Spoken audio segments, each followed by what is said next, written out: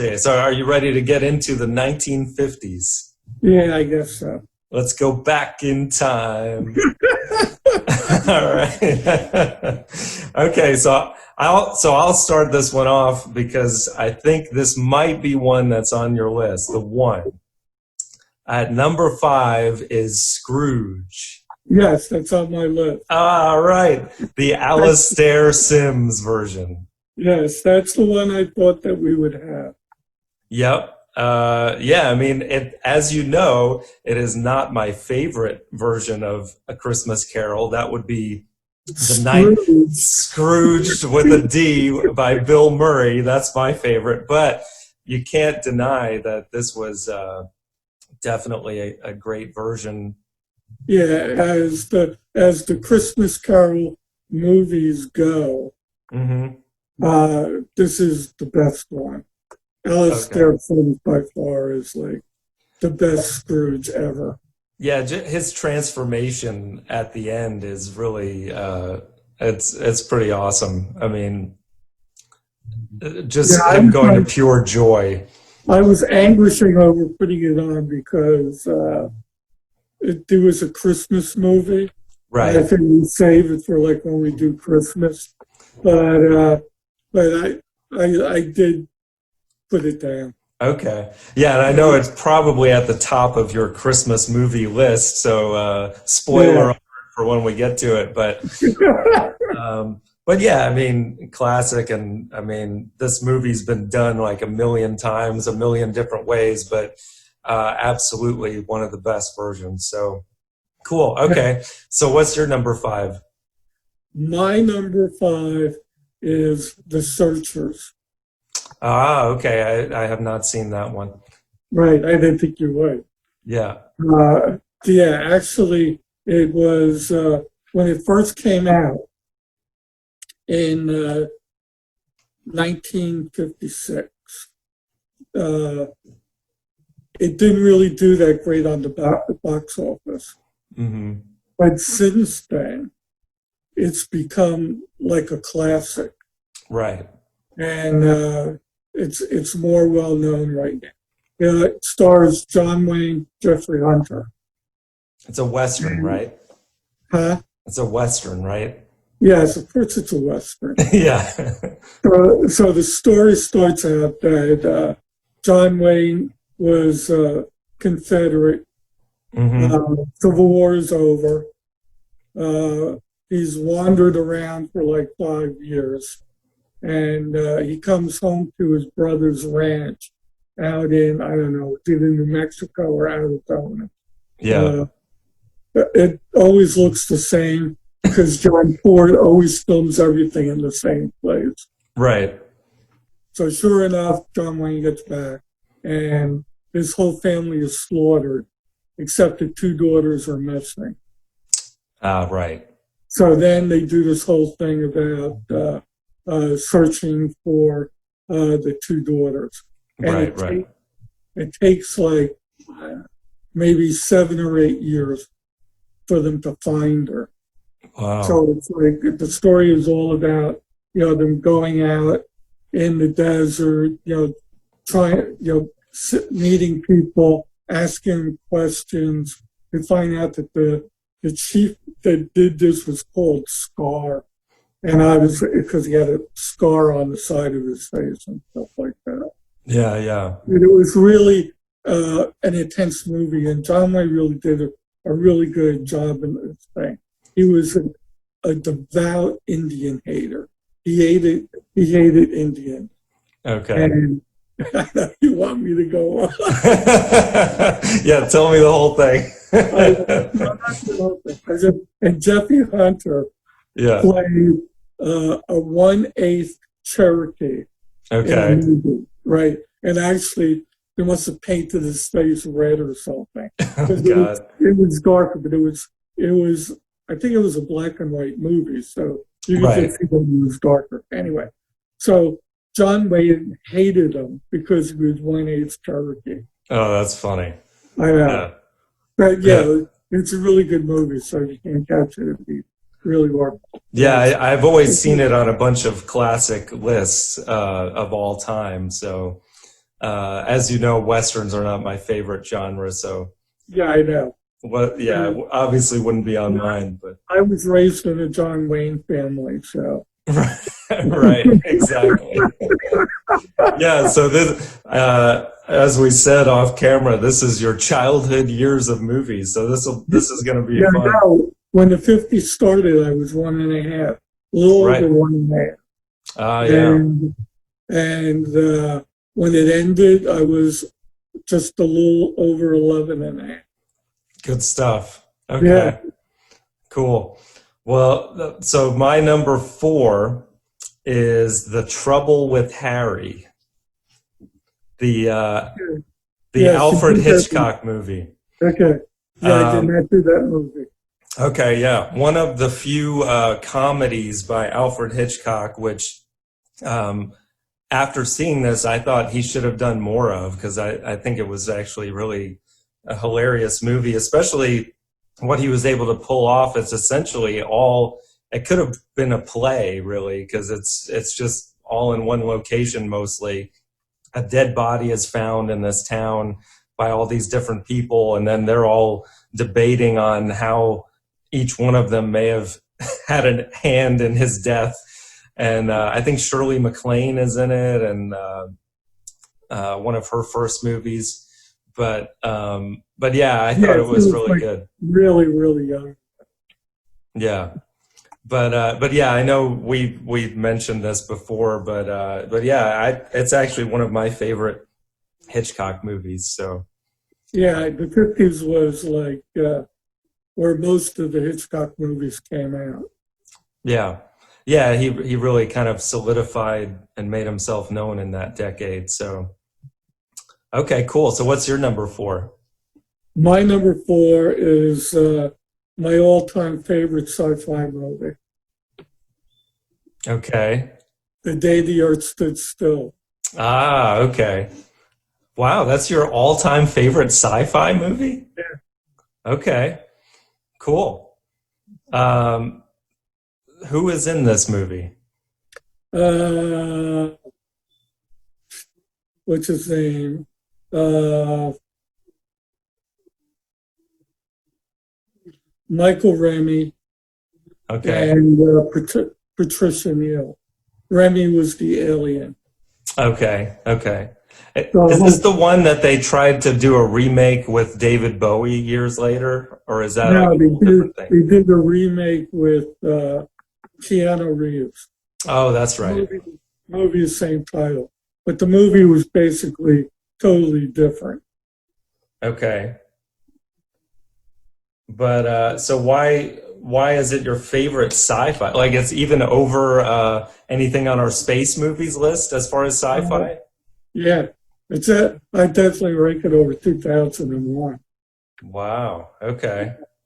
And is there a lot of nostalgic value for that reason, or Yeah, I must have seen this movie like 15 times. okay?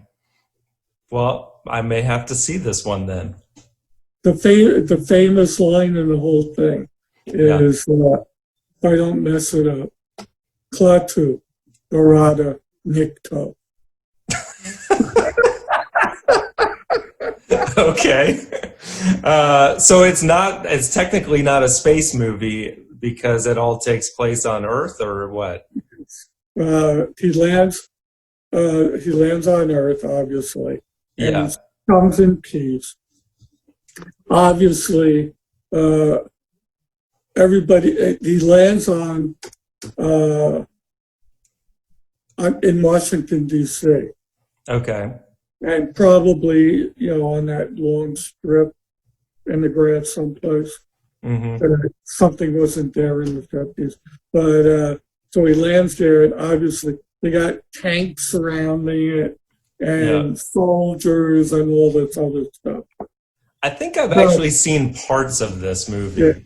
so he comes out holding an American flag, Right. and somebody shoots him. Right. And then, and so he falls, and the big robot comes out. Yeah. His name is Blackville. That's where the Plateau Broad and Nikto comes in. I see. And so he like melts all the weapons and stuff like that, so they can't use them. And they Okay. take him to a hospital, take out the bullet and all this other stuff.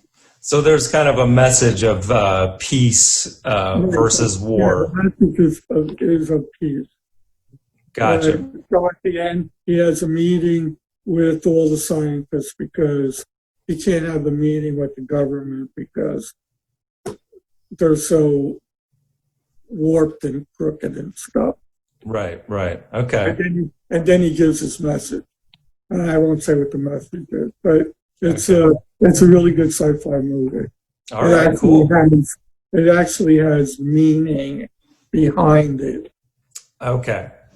I understand now. Very cool. All right, so my number 3 is Moby-Dick. Moby-Dick, wow. Yeah, I saw this in school because we were reading the book, and I guess the teacher decided we should also see the movie. Did you read the book? I don't think I read the whole thing, no. I know, because I tried reading it a couple of times. Yeah. And it's too long, man. I know. It's like 500 pages or something. Yeah. Something ridiculous like that. Exactly. And it's not that, it's not a page turner. Right. Yeah, there's a lot of just, facts about whales and things that he goes on and on. It even goes on with this long dissertation about what they actually do with the whale, when they're boiling it and getting the stuff out and all of that. Right. Yeah, but the movie, though, it gets to the action a little sooner. And what really blew me away when I saw it was Gregory Peck as Ahab, because he was like exactly what I pictured him to be, not just how he looked, but also his demeanor and the way that his acting, I thought, was amazing in it. And actually the special effects in the movie impressed me for back then.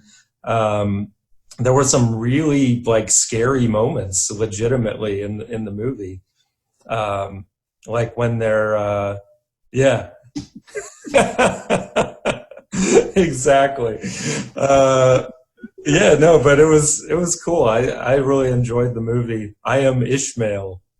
Right. Queequeg was great too. Yeah. Yeah, he was good. But yeah, the ending with, the whole boat going down and just the craziness of Ahab. It made you realize too that, even Spielberg kind of stole some ideas from this for Jaws, it seems like. Yeah, possibly. But there was a good remake that came out.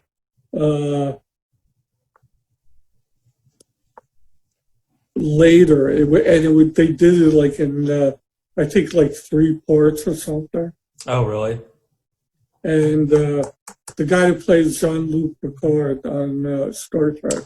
Oh, right. Yeah. I forget his name too, but I think I might have seen some of that version. Yeah, he played Ishmael. Mm-hmm. No, he played Ahab, right? Ahab. Yeah. So that was a little bit better, only because of the length. So it had more stuff in it. Yeah. Gotcha. Okay. Well, what's your number 3?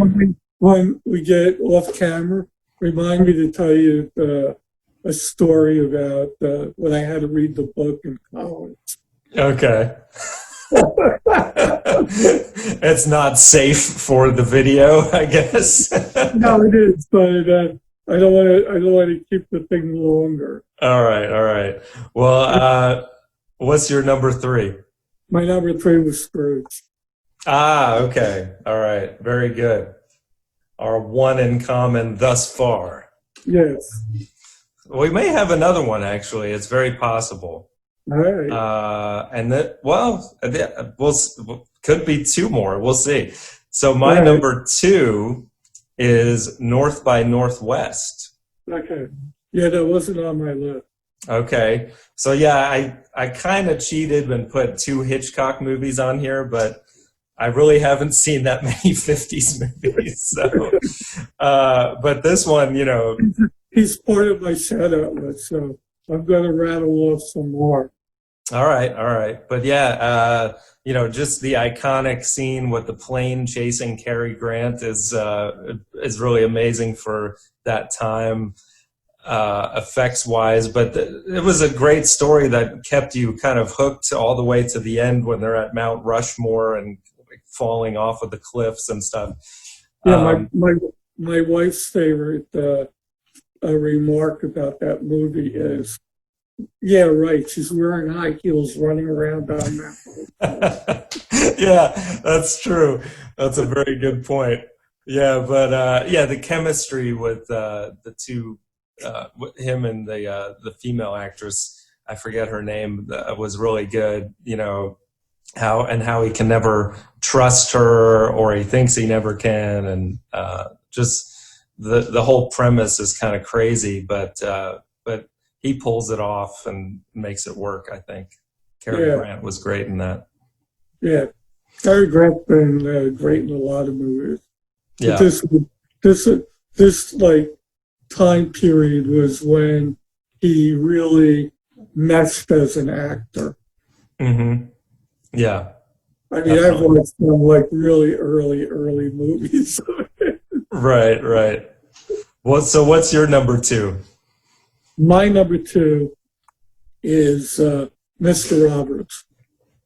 Okay. Another one I've never seen but heard a lot about. Yeah, it's a World War II movie starring James Cagney. It takes place on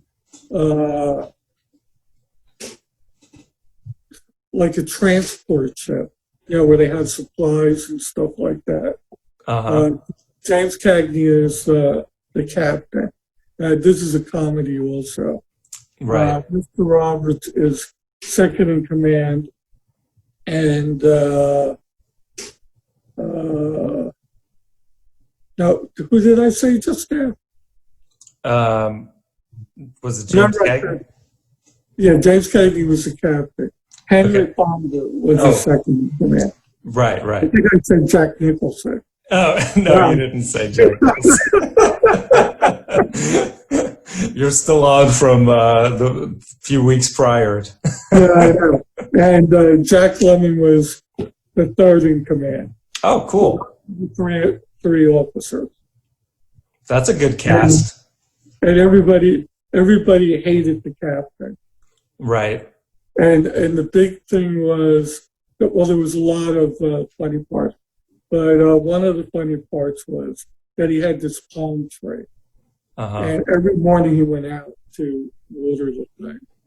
So, Jack Lemmon figures that the way to get rid of him was to do something to the palm tree. Okay. And then Cagney does this whole soliloquy over the microphone about how they took somebody destroyed the like emblem of this ship, the pride of this ship, right? All this other stuff. It's like a real funny movie. Okay, cool. I'll have to add that to my list too, then, to check out. Yeah, I've seen that movie like about 4 or 5 times. Yeah, it's definitely another one that's always on these lists of movies you have to see from that era. So. All right, cool. So we are at number 1. I wonder, I have no idea what yours is going to be, but mine is 12 Angry Men. Yeah, that's in my shout-out list. That was a great movie.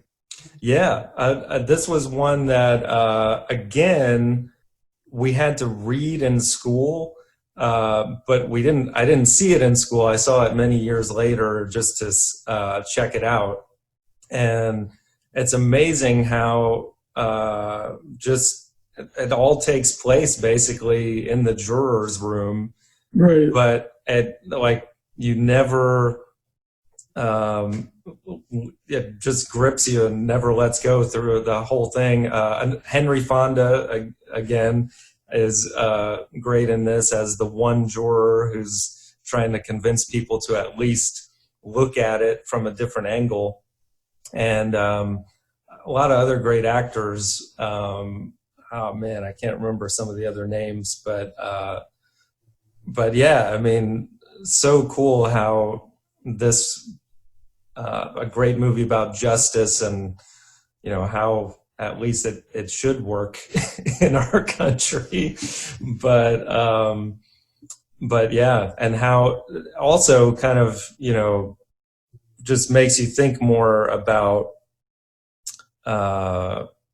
the details of a murder, and how it should at least be given some thought where you're not guilty before being proven innocent.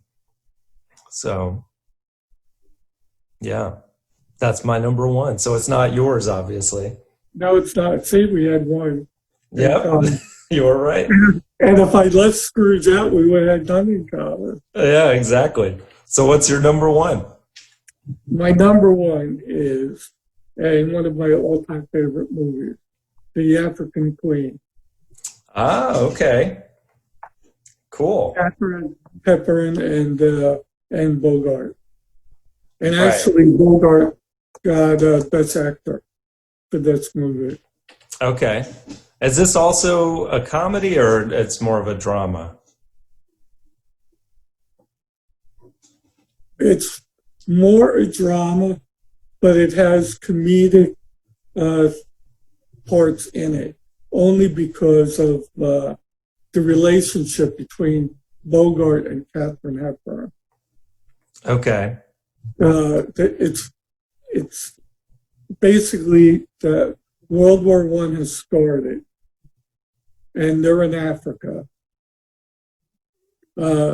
Katharine Hepburn is there with her minister brother, and the Germans attack and destroy the whole village. And then her brother gets upset, commits suicide. She buries him, basically, and now she finds out that there's a German ship in this lake in Africa, and she wants to now do her part for England and sink this ship. So she convinces Humphrey Bogart, who has this broken down, crappy boat. It's not even a ship, it's a boat. Yeah. And they're traveling down this river, and they're going to build a torpedo to sink this ship. So the whole movie is basically them going down the river, and it's the way the chemistry between them. That's the best part about this movie. And in a lot of Katharine Hepburn movies, especially the ones that I like, she always has a character that has a great chemistry with the guys she's playing opposite again. Right. Yeah, definitely. I mean, I've only seen a couple of movies that she's in, but she's sometimes can be like annoying in some movies, but still has great chemistry with the other actor. That's true. Yeah, like when we get to the 40s. Right. Exactly. Yeah. Whenever we get to the 40s, yes. So this is going to be interesting to try and merge this list together. So I guess since we had Scrooge in common, but it wasn't either one of our number ones, maybe we can put it like in the middle somewhere. But I just looked up on Letterboxd. So African Queen is a 3.7 and 12 Angry Men is a 4.5. So It's I think only 3.7? yeah, I can't believe that. I know. So I think 12 Angry Men has to be number one and African Queen number two then. Right. And then we We can put Scrooge at 3. Right. And So now then we need 4 and 5. Yeah, Which would have to be our 2s.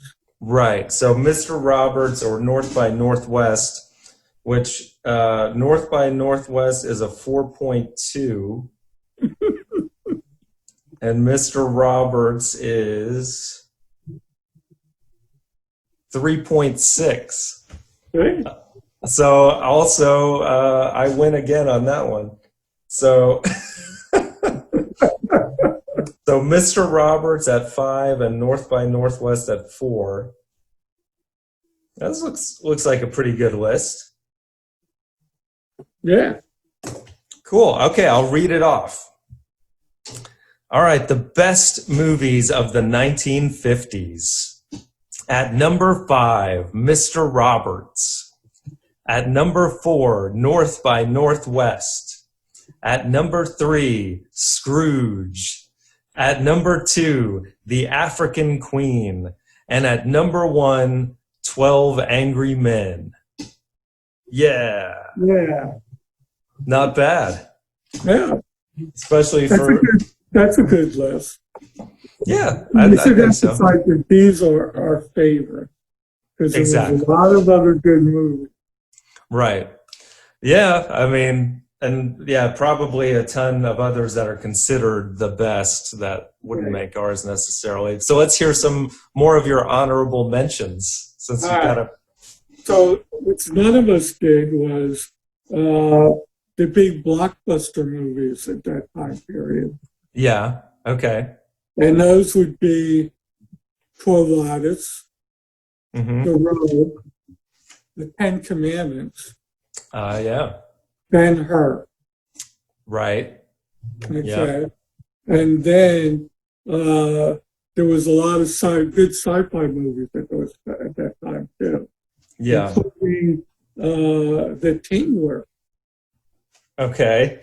I got a good story about that too. If you don't want to do it on air. All right. Now I'll do it on air with them. Yeah, do it. I remember when it was playing in my father's theater. Yeah. What the picture company wanted them to do was to rig seats so that there would be like a very mild electrical current. Yeah. So that they would get the sensation of, tingling. Really? And then they would start screaming. And everybody else in the movie would start screaming. Oh, my God. The whole movie with the tingler had to do with screaming. It was a Vincent Price movie. Yeah, yeah. And if you screamed, there was this thing inside of you that would just keep growing. Okay. So he extracted it. So, I don't remember the movie that good. And I didn't see it, obviously, when I was a kid. My father wouldn't let me see it. Right. He said it was too scary. And then it would like go attack people and stuff like that, I think. That's hilarious. It was funny what the motion picture company wanted, my father to do. They did all these weird things back then. Yeah, I didn't realize that they would electrocute people while they watch movies.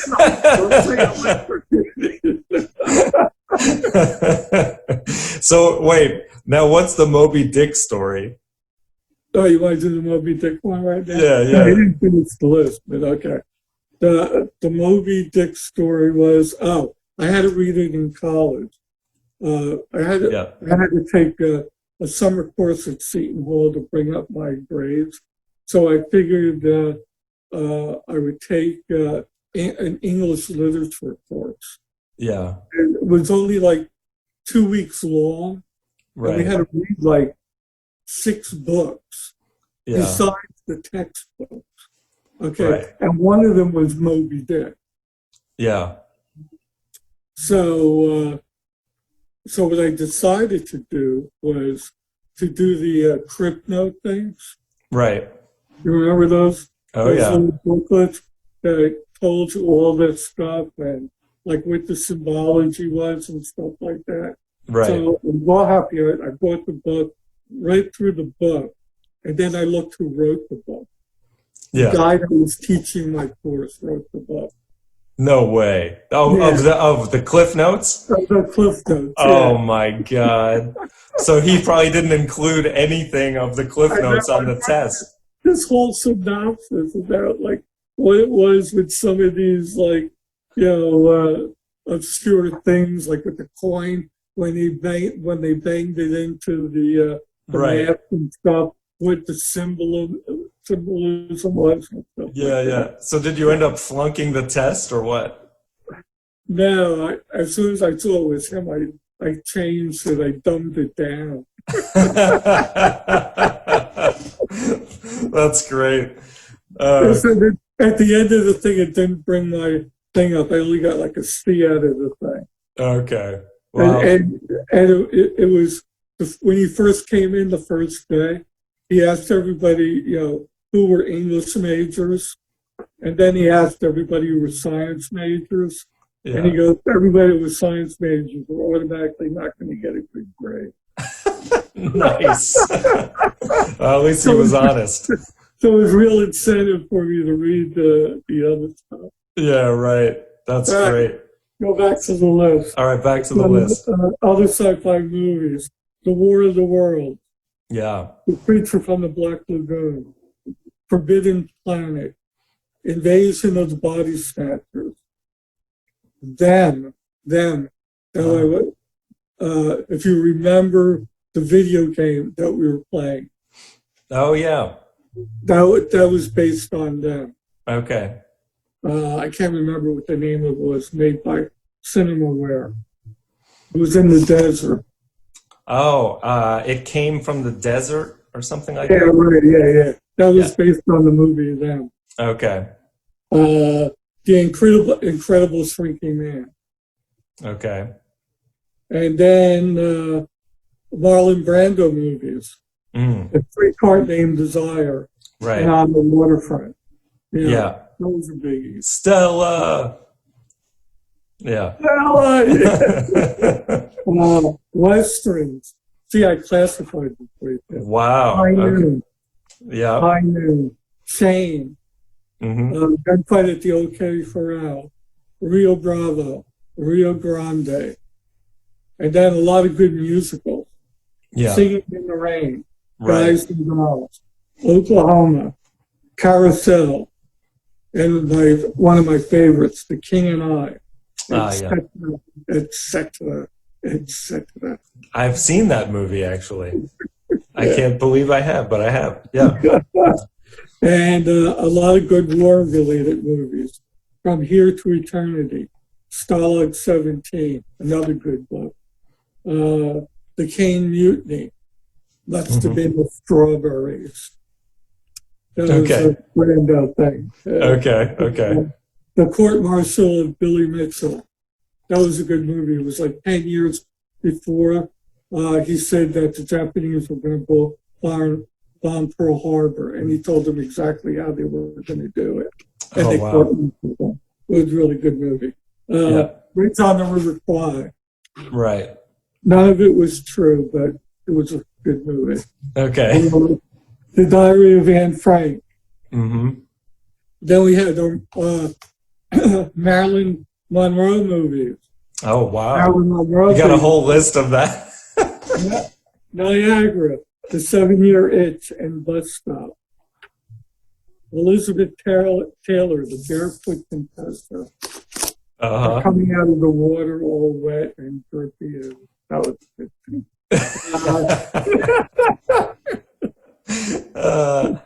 Disney, Alice in Wonderland. Lady and the Tramp, Cinderella, Sleeping Beauty. I've seen some of those. Okay. Yeah. Hitchcock. Yeah. I Confess.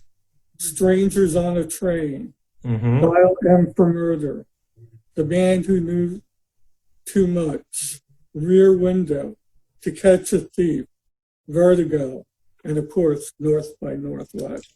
Very good. James Dean. Yeah, okay. Rebel Without a Cause and Giant. Yeah. And then two big plays, Julius Caesar and Richard III. They were done really well. Yeah. And Three Coins in a Fountain, East of Eden, Marty, Around the World in 80 Days, Baby Doll, Sayonara. I think that's the one my dad won the contest for. Okay. The Three Faces of Eve, and for his Cat on a Hot Tin Roof, The Nun Story, and Some Like It Hot, and A Star Is Born. Wow. Oh, yeah, the original Star is Born. Okay. Yeah. Man, lots of movies, man. Excellent movies, yeah. Okay. Well, very nice list. I'll leave it all in there so everyone can hear it. Okay. And the Moby-Dick story. I think that was good. Yeah, you like the movie? Definitely. So what do you want to do for next week? We could go back to an actor. Sure. Or a director. We've only done one director so far. Yeah, we could. I mean, there's a lot of directors. What about Scorsese? Yeah, we could do Scorsese. Because you've seen probably most of his movies, right? Yeah, I've seen. I would think that I've seen most of them. Okay. Yeah, I would say he's probably my favorite. So that would be a fun one to do. Okay. Of course, he's still making stuff. I know he's in the process of making, or maybe not right now, but another movie with DiCaprio and De Niro. So it has the possibility of being really good. But yeah, it'd be tough to crack into his top 5 at this point. He's got so many classics. Yeah. So, all right, yeah. We may not agree on any of it, but who knows? It's possible. Yeah. All right, that'll be a good one. Because you like certain genres of his. Yeah, mostly, the crime stuff is my favorite. Yeah, so I may not be doing that side, so we'll see how it comes out. All right. Okay. We'll probably have at least one in common, as usual. All right, sounds good. So next week, Scorsese. If you like what you see here on this channel, we got some other videos, so check it out. Some more directors, actors, decades. We'll go further back in time and then further forward in time at some point.